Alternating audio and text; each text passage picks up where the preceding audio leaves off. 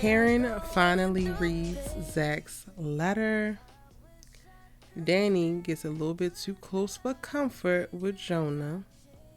And Andi is going to stay goofy. What's good, y'all? Sugar Sis Erica Vane coming to you right here on Erica Vane TV with another Sistas video. And in this video, I am breaking down season number 5, episode number 7. The highly anticipated ZAC'S letter episode, which we didn't even really spend enough time, in my opinion, on ZAC'S letter, but here we are. I'm your good sis, you know to talk TV with. If you're new here, go ahead and hit that subscribe button and turn on your bell notifications so you don't miss out on any of my sisters' videos. Now, the episode picks up with Fatima showing up, and y'all know I had my apprehensions. I was so scared. Well, not necessarily scared. I was nervous. I was nervous for how this was actually going to shift the dynamic of the conversation with Karen actually reading ZAC'S letter. Mostly, I was worried about Zac not speaking up, not being truthful, getting overly performative, worrying about Fatima's feelings, and just basically stunting the possibilities with this actual exercise, with her reading the letters about her feelings to him, and taking this opportunity to speak his piece, which he actually did. I was also nervous about Karen not being as forthcoming as she would have probably been without Fatima sitting right across from them, or right across from her, right next to Zac, staring her in her face. And it's still up for debate, because part of me feels like Miss Lisa would not have let her not finish that letter. But when we saw Ebony, the actress who plays Karen, post the photo on Instagram or on social media of the letters and it being 3 pages, I felt like what she read for Zac was really kind of short, and part of me feels like it should have been something else left, because we do get to hear her say, "That's all I wanted to say." And I'm not even gonna hold you. I love Karen down. I am a supporter of her and her story. I really think that she's one of the most, or if not the most, intriguing, story-driven character within the Sistas universe. And again, I've said this in previous videos, but I really enjoy the story that Tyler Perry is telling by way of her story of the decoupling with Zac and the potential love with Aaron, and all of the nuances that come up with the conversation around Black women and strength, independence, self-worth, and love. However, I was very much so underwhelmed in her letter to Zac. Yes, the letter did come off a little bit like bashing. I know a lot of people were like pissed when she was reading her letter to Aaron, like, oh, she's just bashing Zac and she's not taking accountability for anything. I feel like his letter was more so bashing than the Aaron letter, because it was a lot more accountability, I felt like, in the Aaron letter than it was for the Zac letter. And I'm not mad about it either. So I can say that and also feel like I'm a little disappointed in that she didn't say more, but I understand why she said what she said, and it's because she's in a place of deep-seated anger and resentment. Now, the only thing that I would have loved for Miss Lisa to step in and do is to ask additional follow-up questions behind the anger, behind the disappointment, behind the resentment that she was communicating to Zac, because there's still so much more to be said behind those things.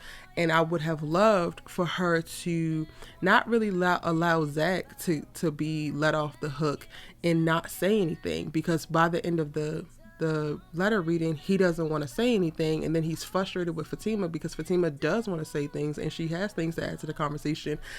And there's plenty of things that I know that he wants to say. Yes, it's clear that Zac wants to defend himself. Yes, it's clear that Zac feels like nothing good is being said about him. However, I feel like the thing that Zac is missing by way of this exercise and his deep focus on defending himself and shrugging off every single thing that he has done that has been kind of shitty and kind of disrespectful and really dishonoring of himself, Karen, and their relationship while they were together, by way of accounting those things, I feel like him being so defensive in the way that he is not allowing for him to actually register how he was and accept it. The biggest thing that I think needs to happen for both Karen and Zac is acceptance. not only acceptance for the actions that you took with your partner or the person that you love in this moment or in the past in that relationship, but acceptance of your part of it as well. So for Zach, it's accepting that yes, you might have given her $75,000 to pay her back for the course of 3 years, but those 3 years still happened. She still struggled to maintain and to provide and to clothe you and feed you and do all of those things prior to, like, you being able to repay her is a thing that does not typically ever happen. So it's a good thing that you did, but it was never really about the money. So like, let's stop trying to basically wipe the slate clean about the financial burden that those 3 years was, because you were able to, within the last 2 weeks, come up on some money and then hand that back to her in this moment. That does not erase any of the stress, any of the drama, any of the trauma that could have came up over the course of the time that she was footing those bills. Accept it. You don't want to make those same mistakes moving forward. You are in a much better financial place now, and you probably will never do that same thing again, but you did it before. Accept it. You have cheated on this girl with multiple women. You did it seeking feelings of validation. You did it seeking feelings of acceptance and desire, because in those moments you felt like you were not desired, you were not cherished, you were not loved in the way that you wanted to be loved. However, you still did it. So accept it. Regardless of how you feel like she spoke to you, accept the actions that you took, even if you feel like those were a reaction to things that she said. The same way that Karen has to accept that over the course of 3 years, she racked up $70,000 worth of whatever, feeding you, clothing you, housing you, whatever she spent all this money on, she did it. She has to accept that. She has to accept that after every time you stepped out on her, after every time that you burnt her, after every time that another woman popped up and came to her like a woman, that she took you back. And she continued to love you. And in some cases, probably chose to love you even harder, to fight even harder. It's just a deep need right now for both of these individuals to accept who they were when they were with each other. And I think that is going to be the key to both of them moving on in their respective situations and as better people, period. That's really just my thoughts about that. And I think that that's what Miss Lisa was really alluding to when she said that she knows her daughter and that this is working. Fatima, before she left, she's like, I hope that this works, or hope that, something comes of this. And she's like, it's working. I know my daughter. I think that that's what Miss Lisa meant by that, because regardless of if you don't agree with this exercise, if you think that Zach should not have had to sit through it and you just think that it was the dumbest idea in the world, point blank period, it was something that I feel like is one of the most mature things that could have been done. And having things be structured in the way they are, holding Karen to a place of having to write down any and everything that she can think of about how she is feeling and thinking regarding both of these men, be accountable to that by speaking it to their actual faces, putting everything on the table, and then leaving the table open for them to respond. There is no more telephone. There is no more misunderstanding, miscommunication. The same way that we saw Aaron say that this is the clearest that she has ever been, and he's appreciative of it, that's because it's a fact. Even with Zach walking out of Karen's house with the attitude, or Karen throwing everybody out of her house with the attitude, Karen is left now to sit with, girl, there is nothing else for you to show up at his house and say. There's nothing else that you need to show up at his office or at the airport, wherever you think you're going to find him, and say. There is nothing else that you need to go up to the law office and confront Fatima about. There is nothing that you can overhear between Andi and Fatima and you can get an attitude about, because you had this moment in time to say everything that came to mind. Fatima took this opportunity to speak what her specific issues were, and it's all out there on the table. It literally clears everything up. Whether you accept it in the moment, whether you like it in the moment or not, it's out there. And every single adult who was a part of that conversation now has to be accountable to everything that was said, regardless of how they feel about it, regardless of whether they like it. They can't say that they never heard it. They can't say that they can't say that they don't understand, but they can't say that they never heard it. And that to me is a freaking game changer, because for the last 3 seasons, we have watched a ton of miscommunication come by way of like messages being passed and overhearing this and me communicating this to this person in this way and this to this person in this way and it coming out completely different. All of that is dead. All of that is null and void. And a lot of people were speaking in my previous videos about how it's not fair because Karen gets to write the letters and nobody else gets to write the letters. This was specifically to help Karen, to clear the air for all of them. And I do believe that if Zach was more open to being a mature, growing adult, he could have probably benefited the most from the situation. This is going to be the best thing for Karen and accountability moving forward. Because as I mentioned, you have nothing else that you should need to say.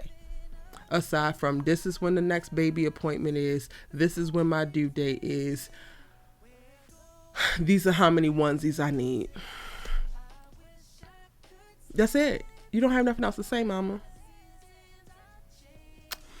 Now, as I mentioned, I was like on the fence, or not actually on the fence. I did not want Fatima to show up when she actually did.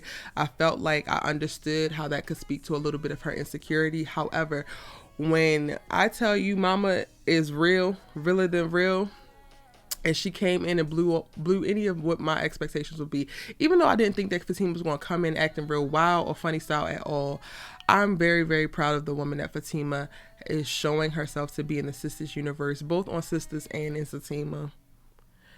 The girl is a dang on unicorn, and I cannot wait for Karen to get to this place. It's going to take a lot more healing, but I low-key want a Fatima, or I low-key want a Fatima prequel so I can understand all of the things that happened to her so that she could arrive at this point in her life, because it's really beautiful to see how she's able to navigate this very contentious moment, the way that she's able to calm Zach down and keep Zach seated there, the way that she's able to speak to the things that bother her without being disrespectful, the way that she's able to create space and have grace for Karen.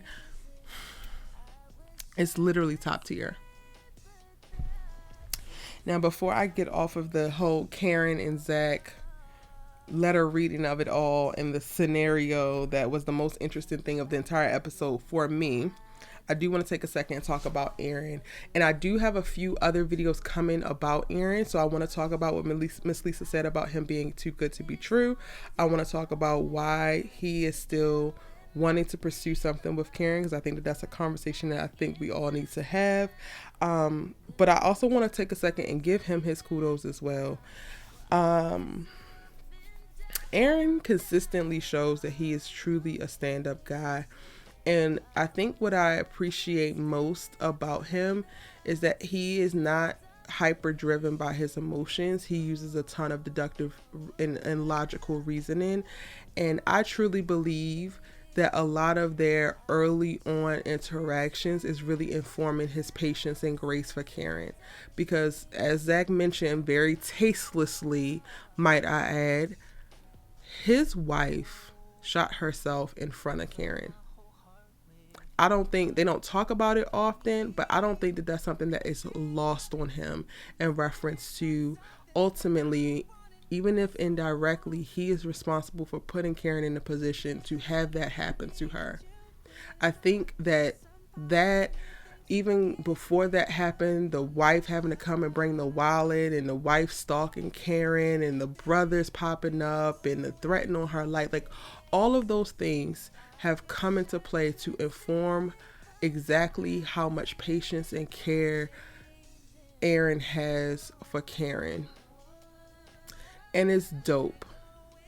It's dope on many levels, because in my opinion, most, or a lot, I'm not even gonna say most, a lot of Black women experience relationships where they have to ride or die, or feel compelled to ride or die for another Black man. The narrative is not as clear or not as vast of a Black man riding for a Black woman in a similar way. So many people very early on have been riding for the idea of Aaron completely disassociating from Karen, completely walking away from Karen. And I think that Tyler Perry knows exactly what he has in the Aaron character, even though we're probably about to watch his character devolve a little bit. But again, that's going to be for another video. I think he knows exactly what he has, and being able to speak to a black man loving a black woman anyway, even with her attitude, even with her missteps, even with her confusion and love, even with the moments of her lack of patience. I think that that is just truly dope to see, and that is one of the main reasons why I am not pushing for Aaron to give up on her. Because there's dozens, hundreds, thousands of black women every day who don't give up on black men for a lot more. I said it. Now, shifting into the rest of the universe, Goofy Andi is planning to go see Sabrina tomorrow, but also still playing these games with Gary, so much so that she brings him over or allows him to come over after he makes a little stupid bet with Hayden about some shares of the company that they're going to try to take from Robin, the law firm. About, oh, he got Andi in his pocket, he back in there, they're going to be together. Like, I get that we're pushing this whole little narrative of Gary coming in and taking over the law firm, and Hayden is his little crafty minion, but I also did not need to see this little bar scene with them too.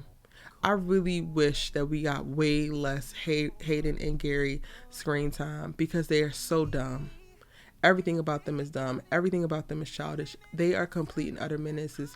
And the fact that we started this season off with Andi deep crying and knowing viscerally that they were not good for each other, they did need to be together, and now she's smirking and smiling on the phone with Danni, talking about how she got Gary and then she's letting him come over later on, and excited about it.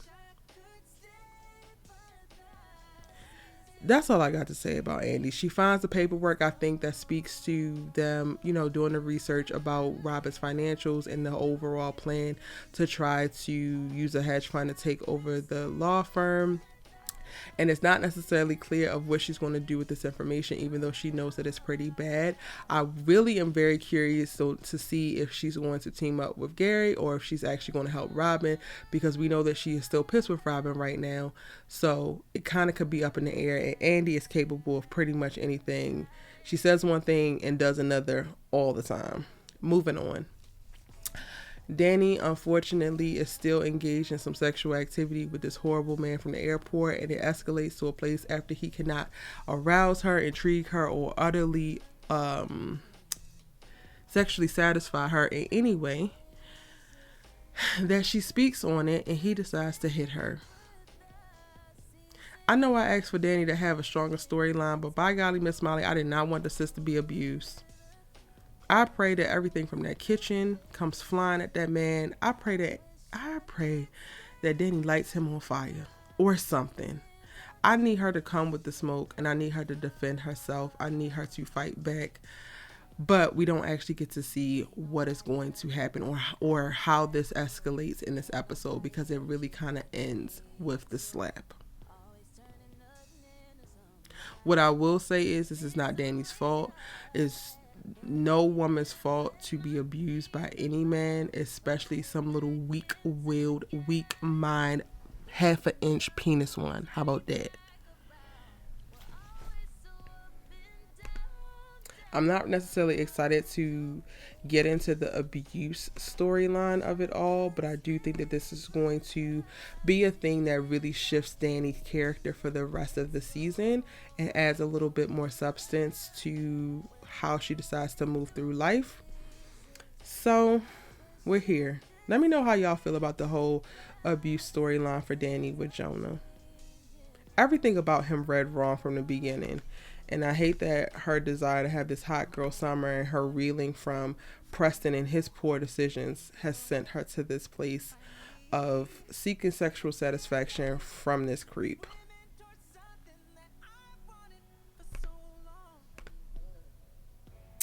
We don't get to see Sabrina in this episode. She also isn't really mentioned, aside from Andi saying, I gotta go see my friend tomorrow, Gary. Go get in the shower.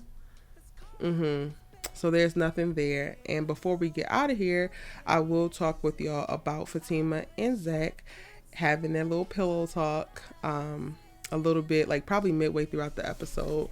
And in this conversation, Fatima reveals that she does believe Karen. She also does a really great job of breaking down what she feels like Karen's perspective is, because Zach seems to be just completely aloof and ununderstanding of like where all those feelings and thoughts and words would come from when it comes to Karen.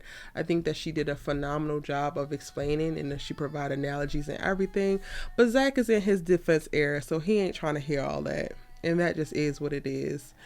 I can't wait for him to get to a place that he again starts to accept some of this stuff, because then that's when he will really start to grow. And I think that Fatima will really start to reap the benefits of not only his relationship with Karen, but all of the things that he has gone through. Zach made a point in this episode to mention while he was defending himself that every woman in his life has been a certain way. And while I understand the trauma that comes from, you know, how he was reared with his mom, some of the things that he experienced with women in his family, as well as other women that he might have dated before Karen, before going to jail and all of that, the thing that I really need to get him to understand is like, who were you while these women were doing this stuff too?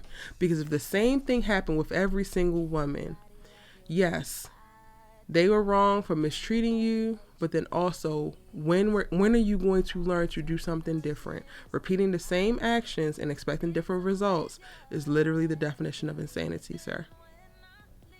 And aside from cheating, you are still mirroring some past behaviors in your relationship with Fatima. And she's giving you the utmost respect, the utmost communication, grace, and support.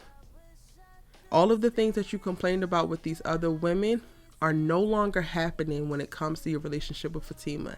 And yet and still, you are still doing small past Zach actions that could start to snowball if given the right circumstances on the wrong day.